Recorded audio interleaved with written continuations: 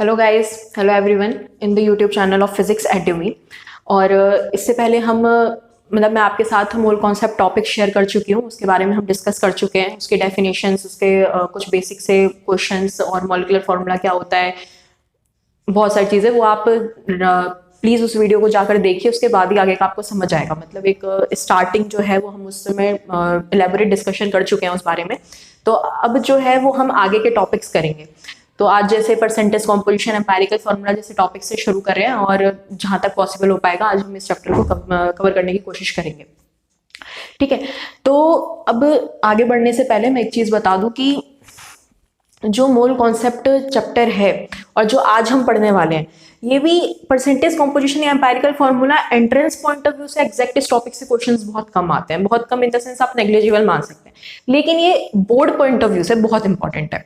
और board point of view से important है, और सबसे बड़ी बात ये है कि जो परसेंटेज कॉम्पोजिशन जो क्या कहते हैं आपका टॉपिक है ना, ये एज सच अगर इस नाम से आए ना आए, लेकिन ये 12th में भी इस चीज का यूज है, मतलब एप्लीकेशन जो है ना, वो हम चैप्टर 2 सॉल्यूशन में जरूर देखेंगे। और मतलब और क्या कहते हैं, इसके जो आने वाले टॉपिक्स हैं दूसरे, मोलैरिटी जो आप मतलब सुन चुके होंगे नाम, उनके उसमें भी इसका यूज है। मतलब ये एक तरह से ये कह सकते हैं हम कि एक एग्जैक्ट टॉपिक नहीं भी आता तो इसके एप्लीकेशंस हर जगह जरूर आ जाएंगे। एम्पिरिकल फॉर्मूला एक सब्जेक्टिव टाइप क्वेश्चन है, तो इसीलिए इसके एंट्रेंस में आने के जो चांसेस हैं वो कम हो जाते हैं, लेकिन बोर्ड में ये एग्जैक्टली उठ करके क्वेश्चन आ सकता है और अच्छा खासा वेटेज होता है इस क्वेश्चन का। तो अपने आप में दोनों ही टॉपिक इंपॉर्टेंट है, और सबसे बड़ी बात इजी है, तो इसे छोड़ने का तो कोई मतलब ही नहीं बनता। तो अब हम बढ़ते हैं अपने टॉपिक के साथ। जो पहला टॉपिक है हमारा वो है आज का परसेंटेज कंपोजिशन। ठीक है, तो परसेंटेज कंपोजिशन जैसे कि नाम से ही पता चल रहा है, और मैंने आगे एक लाइन भी लिखी है कि percentage of particular element present in a compound. Suppose मेरे पास कोई भी कंपाउंड है ABC, ठीक है। अब सपोज करो कि आपके पास एक कंपाउंड है AB, उसमें मैं ये कहना चाहती हूँ कि भाई इस कंपाउंड में A एलिमेंट का कितना कंपोजिशन और B एलिमेंट का कितना कंपोजिशन है परसेंटेज में। तो ये जो चीज है ना, ये जो हम पढ़ेंगे, ये हमें वही कैलकुलेट करने में मदद करता है कि हमारा उस कंपाउंड में उस पर्टिकुलर एलिमेंट का कितना कंपोजिशन प्रेजेंट है, या वो कितने अमाउंट में वहां पर प्रेजेंट है इन परसेंटेज। उसके बाद आप उसे कन्वीनियंटली कैसे भी चेंज कर ले, वो डिफरेंट थिंग है। अच्छा, तो ये जो हमने देखा कि अब ये लाइन तो आपको क्लियर हो गई होगी कि पर्टिकुलर एलिमेंट एक कंपाउंड में कितनी परसेंटेज में प्रेजेंट है, ये हम परसेंटेज कंपोजिशन के थ्रू निकालते हैं। बहुत इजी टॉपिक है, बहुत ही मतलब जैसे कहते हैं ना, बहुत ही बेसिक्स है। मास परसेंट ऑफ एन एलिमेंट अगर किसी का निकालना है मुझे, तो उसके लिए क्या फॉर्मूला है? Simple, mass of that element by molar mass of compound into में 100। ये आपको समझ आ गया होगा, ये सिंपल जैसे हम परसेंटेज निकालते हैं वही वाली बात है, लेकिन फिर भी एक एग्जांपल के थ्रू समझने की कोशिश करते हैं। सपोज करो कि मैंने कहा कि मुझे परसेंटेज ऑफ हाइड्रोजन निकालना है इन वाटर। ठीक है,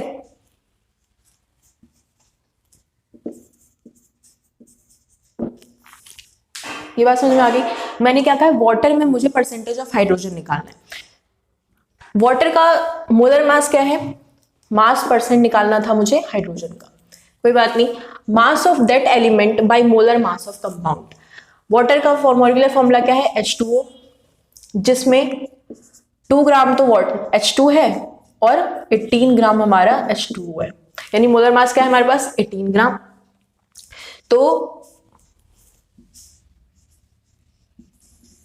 सिंपल सी बात है, क्या करना है हमें? मास ऑफ दैट एलिमेंट, यानी हाइड्रोजन की बात करे थे हम, तो 2 ग्राम bye molar mass of that compound 18 into 100। इसे सॉल्व कर लोगे, आपके पास आ जाएगा इसका क्या? Percentage of hydrogen, mass percent of hydrogen सब। अब इसे अगर आप इसे सॉल्व करेंगे 200 बाई 18 परसेंट, इसे आगे सॉल्व कर लेना अपने आप ही। और अगर मुझे भी इसी तरीके से निकालना हो कि मास परसेंट ऑफ ऑक्सीजन निकालना हो, तो वैसे तो देखो सिंपल है, इस कंपाउंड में सिर्फ हाइड्रोजन और ऑक्सीजन थे। 100 में से इतना तो मेरे पास मास परसेंट ऑफ हाइड्रोजन है, 100 में से माइनस कर दूं तो क्या बचेगा? मास परसेंट ऑफ ऑक्सीजन। लेकिन फिर से अगर फॉर्मूले की बात करें तो क्या करेंगे हम? यहां पर बस ऑक्सीजन का मास यानी कि 16 बाई 18 इंटू 100। सिंपल है। एक सेकंड में इसे ब्रीफ कर देती हूँ। परसेंटेज कंपोजिशन है कि हम पर्टिकुलर एलिमेंट का परसेंटेज निकालना चाहें अगर उस कंपाउंड में, यानी उस कंपाउंड में कितना वो एलिमेंट प्रेजेंट है, ये निकालने के लिए। सपोज कि आपके पास एक क्या कहते हैं मिक्सचर है किसी भी चीज का, तो उसमें से सपोज करो कि आपके पास सैंड और शुगर का मिक्सचर है, उसमें शुगर कितना प्रेजेंट है, ये कुछ ऐसी बात हुई है। तो यहाँ पर हम बात मिक्सचर की नहीं कर रहे हैं, हम कंपाउंड की कर रहे हैं। तो कंपाउंड क्या कह रहा है, कंपाउंड में कितना पर्टिकुलर एलिमेंट प्रेजेंट है उसका परसेंटेज निकालना, हमारा परसेंटेज कंपोजिशन हो गया। उसका फॉर्मूला था हमारे पास mass of that element by molar mass of compound into 100, और हमने देख लिया कि वाटर का में अगर ऑक्सीजन का निकालना है तो ऑक्सीजन का mass divided by molar mass of water. इसी तरह अगर हाइड्रोजन का निकालना है तो mass of hydrogen divide by 18 into 100। ये क्लियर है? अब आगे बढ़ते हैं। अगला टॉपिक है हमारा एम्पायरिकल फॉर्मूला। एम्पायरिकल फॉर्मूला क्या है? Simplest whole number ratio of various atoms present in compound. ठीक है, एम्पायरिकल फॉर्मूला क्या होता है एग्जैक्टली वो देखने से पहले एक बार देख लेते हैं कि मॉलिक्यूलर फॉर्मूला क्या है। और मॉलिक्यूलर फॉर्मूला क्या है, तभी तुम्हें पता चलेगा कि हम डिफरेंट चीज क्या पढ़ रहे हैं। मतलब अगर आप कुछ डिफरेंट पढ़ रहे हो किसी चीज के कंपैरेटिवली, तो आप पहले वो ओरिजिनल तो समझ लो क्या होता है। मॉलिक्यूलर फॉर्मूला और एम्पायरिकल फॉर्मूला। मॉलिक्यूलर फॉर्मूला क्या है? वो फॉर्मूला जिससे हमें क्या पता चलता है कि उस कंपाउंड में एग्जैक्टली कितने एटम्स प्रेजेंट है किसी चीज के। सपोज करो कि आपके पास इथेनॉल है, आई डोंट नो ये विजिबल है। सपोज करो आपके पास इथेनॉल है,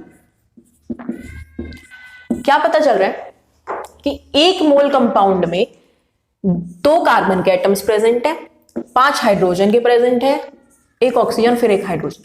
नहीं, मैं एग्जैक्टली पता चल रहा है। इसे अगर मैं और कंडेंस फॉर्म में लिखूं तो C2H6O, यानी एग्जैक्टली पता चल रहा है 1 ऑक्सीजन है, 2 कार्बन है और 6 हाइड्रोजन। लेकिन एम्पायरिकल फॉर्मूला क्या करता है? एग्जैक्टली ना बता के हमें सिंपलेस्ट होल नंबर रेशियो में बताता है। कई बार होता है कि मॉलिक्यूलर फॉर्मूला और एम्पायरिकल फॉर्मूला किसी कंपाउंड का सेम भी हो सकता है। ठीक है, अगर मान लो मॉलिक्यूलर फॉर्मूला ही होल नंबर में हो तो। लेकिन जो एम्पायरिकल फॉर्मूला है वो बेसिकली हमें होल नंबर में बताता है कि सिंपलेस्ट होल नंबर रेशियो में बताता है कि उसमें जितने एटम्स हैं वो किस नंबर में प्रेजेंट है। ठीक है, अब ये चीज जब हम एग्जांपल से करेंगे तो हमें होप क्लियर ज्यादा होगा। उससे एग्जांपल पे जाने से पहले चलो ठीक है, पहले एक एग्जांपल ही डिस्कस कर लेते हैं, ज्यादा बेटर रहेगा।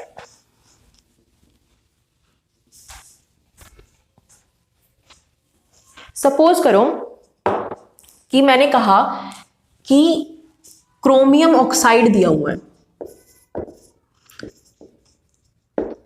क्रोमियम ऑक्साइड दिया है। अभी मुझे ना तो इसका मॉलिक्यूलर फॉर्मूला पता है ना मॉलिक्यूलर मास पता है, कुछ भी नहीं पता। बस मुझे ये पता है कि क्रोमियम ऑक्साइड है जिसमें कि 68.4% क्रोमियम प्रेजेंट। ठीक है, ये चीज गिवन है और अब मुझे इसका एम्पायरिकल फॉर्मूला निकालना है। एम्पायरिकल फॉर्मूला हमें अब इसका निकालना है। तो क्या करेंगे इसके लिए ना, इस टाइप के क्वेश्चन सॉल्व करने के लिए मैं एक टेबल बनाऊंगी। उस टेबल में क्या क्या कॉलम बनेगा आप वो याद कर लेना। वो अगर आप कॉलम का हेडिंग याद कर लेंगे तो वो बहुत इजीली सॉल्व हो जाएगा। आपको कुछ भी मतलब ये जस्ट एक पॉइंट्स ये याद कर लो कि कैसे टेबल कैसे बनानी है, उसके बाद उसके अंदर वैल्यूज पुट करते जाओ, अपने आप हो जाएगा। एक टेबल बनाते हैं, उसमें पहला कॉलम क्या होगा? Mass percent of element in gram. Gram का मतलब क्या? हम ये मान के चल रहे हैं अभी, जो कि परसेंटेज में दिया तो हम ये मान लेते हैं कि हमारे पास टोटल जो क्रोमियम ऑक्साइड है वो 100 ग्राम है। तो क्रोमियम ऑब्वियसली कितना हो जाएगा? 68.4 ग्राम। तो मैंने क्या किया है अभी 100 में मान लिया है। तो mass percent of element in gram क्या हो जाएगा? 68.4। पहले यहां पर ना वो भी लिख लो अपने एलिमेंट्स, तभी तो पता चलेगा हम किसकी बात करें। पहले क्रोमियम की बात करें, फिर क्रोमियम ऑक्साइड में और क्या चीज है हमें नाम से पता चल रहा है, ऑक्सीजन। अब ऑक्सीजन का क्या है? ऑब्वियस सी बात है 100 माइनस 68.4, यानी कि आप अगर ये सॉल्व करेंगे तो आ जाएगा आपके पास 1 और ठीक है 31.6 ग्राम हमारे पास क्या है? ऑक्सीजन। ये तो हो गया हमारा। पहले कॉलम में हमने लिख दिया कि कौन कौन से एलिमेंट्स हमें हम किन किन एलिमेंट के बारे में बात करें, उस कंपाउंड में कौन कौन से एलिमेंट है। उसमें नेक्स्ट कॉलम में हमने क्या किया है? परसेंटेज को ग्राम में चेंज कर लिया है। उसके बाद अब क्या निकालना है हमें? Number of moles. Number of moles simple है, given weight by molar weight, sorry molar mass. तो 68.4 ग्राम का हमारे पास गिवन है, 68.4 डिवाइडेड बाय क्रोमियम का जो भी मोलर मास होगा, ठीक है। क्रोमियम का मोलर मास आप चेक कर लेना, सपोज कर लेते हैं यहाँ पे मैं अभी क्रोमियम ही लिख देती हूँ, 31.6 गिवन मास है और हमारे पास ऑक्सीजन का क्या है 60। हम यहाँ से नंबर ऑफ मोल्स निकाल लेंगे, सपोज ये आ गया ए और ये आ गया बी।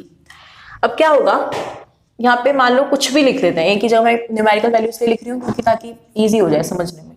ये आ जाएगा आपके पास 2 पॉइंट समथिंग आया, सपोज 2.04 है, ये एकदम रैंडम वैल्यू है, प्लीज इस पर रिलाई मत करना, इसे सॉल्व कर लेना। लेकिन जो मैं कॉन्सेप्ट बता रही हूँ इसके एज सच चलते जाओगे, इसमें कोई दिक्कत नहीं होगी। तो हमने पहले क्या किया है, मास परसेंट लिखने के बाद नंबर ऑफ मोल्स निकाले, जिसमें हमारे पास गिवन मास ये है और मोलर मास हमें क्रोमियम का पता है और 31.6 ग्राम हमारा गिवन है और मोलर मास हमें ऑक्सीजन का पता है 60। हमने इसे डिवाइड करके नंबर ऑफ मोल्स निकाल लिए। अब नंबर ऑफ मोल्स जो आए होंगे वो मोस्ट प्रोबेबली आपके पास डेसिमल्स में आए होंगे। तो आपको करना क्या है, स्मॉलेस्ट रेशियो निकालनी है फिलहाल। तो स्मॉलेस्ट रेशियो के लिए क्या करना है, जो भी आपके पास जितने भी एलिमेंट है उसमें सबसे कम जो नंबर होगा, सबसे कम जो नंबर ऑफ मोल्स आए हैं जिसके, उससे डिवाइड करना है। तो यानी कि यहाँ पे तो क्या 1.31 ही है, तो 1.31 1 by 1.31 ये 1 हो जाएगा और 2.04 by 1.31 is equals to something आएगा, ठीक है। ये भी कुछ आ जाएगा 1 पॉइंट समथिंग। अब क्या करना है, ये तो 1 आ गया और ये हमारे पास डेसिमल में है, अब हम इसे होल नंबर में चेंज करना चाहते हैं। तो सपोज करो ये आया हमारे पास 1.5, मैंने जैसे बता दिया कि पूरी रैंडम वैल्यूज है, ठीक है। तो अब क्या करना है, हमें होल नंबर में चेंज करना है, बहुत सिंपल है, इसको 2 से अब क्या करना है आपको, इसे होल नंबर में रेशियो में, होल नंबर के रेशियो में, क्योंकि क्या कहा था मैंने अभी आपसे पहले ही कहा था कि एम्पायरिकल फॉर्मूला क्या होता है, सिंपलेस्ट होल नंबर रेशियो बताता है। तो हम इसे क्या करेंगे, बदलने के लिए 1.5 को अगर मैं 2 से मल्टीप्लाई कर दूं तो ये होल नंबर में चेंज हो जाएगा और इसे भी 2 से करना पड़ेगा फिर, तो यानी कि 1 into 2 ये 2 और 1.5 into में 2 इज इक्वल्स टू 3। तो ये हमारे पास अब फॉर्मूला क्या आएगा, Cr2O3, ये एम्पायरिकल फॉर्मूला आएगा किसका, क्रोमियम ऑक्साइड का। देखो फॉर्मूला सेम आया है, तो एम्पायरिकल फॉर्मूला जो है हमारे पास ये निकल के आ गया। हमने क्या किया, यहाँ पर मैं एक चीज जल्दी जल्दी बता दूं, पहले कॉलम में एलिमेंट लिखा, फिर मास परसेंटेज को ग्राम में चेंज करके लिख दिया क्योंकि हमने ये माना कि ये 100 ग्राम में दिया है। उसके बाद हमने उसके नंबर ऑफ मोल्स निकाले given mass by molar mass करके। स्मॉलेस्ट रेशियो निकालने के लिए क्या किया, जो सबसे स्मॉलेस्ट वैल्यू रही होगी नंबर ऑफ मोल्स में उससे बाकी सारी वैल्यूज को डिवाइड करना है। तो जो ऑफकोर्स ही बात है, जो वो स्मॉलेस्ट वाला होगा वो तो 1 हो जाएगा और बाकी सारी की कुछ ना कुछ वैल्यू आएगी। फिर हमें किसी ऐसे नंबर से मल्टीप्लाई करना है जिससे वो सारे के सारे क्या हो जाए, होल नंबर में चेंज हो जाए, और होल नंबर में चेंज करने के बाद हमारे पास जो वैल्यू आएगी वो उसकी क्या होगी, एम्पायरिकल फॉर्मूला उससे सॉल्व हो जाएगा। ये तो हो गया आपका एम्पायरिकल फॉर्मूला निकालना। एनसीईआरटी में इसके 1-2 क्वेश्चंस भी दिए हुए हैं, उसे सॉल्व कर लेना और एग्जाम्पल भी आई थिंक उसे सॉल्व कर लेना। और एक चीज और, अच्छे क्वेश्चंस करने के लिए ना आप प्रदीप तो आप लोग रेफर करते ही होगे, एक आरसी मुखर्जी है फिजिकल केमिस्ट्री की, वो भी बेस्ट है, उसमें न्यूमेरिकल फिजिकल केमिस्ट्री के मतलब बेस्ट है एडवांस लेवल तक के, तो वो भी आप सॉल्व कर सकते हैं। कमिंग टू द पॉइंट, हम यहाँ पर बात कर रहे थे एम्पायरिकल फॉर्मूला हमारा ये निकल कर आ गया। मैंने आपसे कहा था कि एग्जाम्पल में ये चीजें फॉर्मूला जो है हमारा ये डिस्कस करने वाले थे। ये क्या है कि अगर मुझे एम्पायरिकल फॉर्मूला गिवन है और मॉलिक्यूलर फॉर्मूला निकालना हो या मॉलिक्यूलर फॉर्मूला वेट निकालना हो तो कैसे निकालते हैं, molecular formula weight divided by empirical formula weight is equals to n होता है। तो सपोज करो कि अगर मुझे इससे मॉलिक्यूलर फॉर्मूला वेट निकालना, एम्पायरिकल फॉर्मूला वेट तो निकल जाएगा इससे, मतलब जो भी स्फीयर का मास है इंटू 2 ये एम्पायरिकल फॉर्मूला वेट यहाँ से आ जाएगा। मॉलिक्यूलर फॉर्मूला वेट हमें या तो मॉलिक्यूलर फॉर्मूला गिवन होगा या मॉलिक्यूलर फॉर्मूला वेट गिवन होगा। अगर वो हमें से कुछ पूछे ऐसा तो मतलब क्वेश्चन में गिवन होगा कुछ ना कुछ, तो हम उससे मॉलिक्यूलर फॉर्मूला वेट निकालेंगे। अब मैं ये बता देती हूँ बस एक एग्जांपल लेके कि ये n क्या चीज होती है।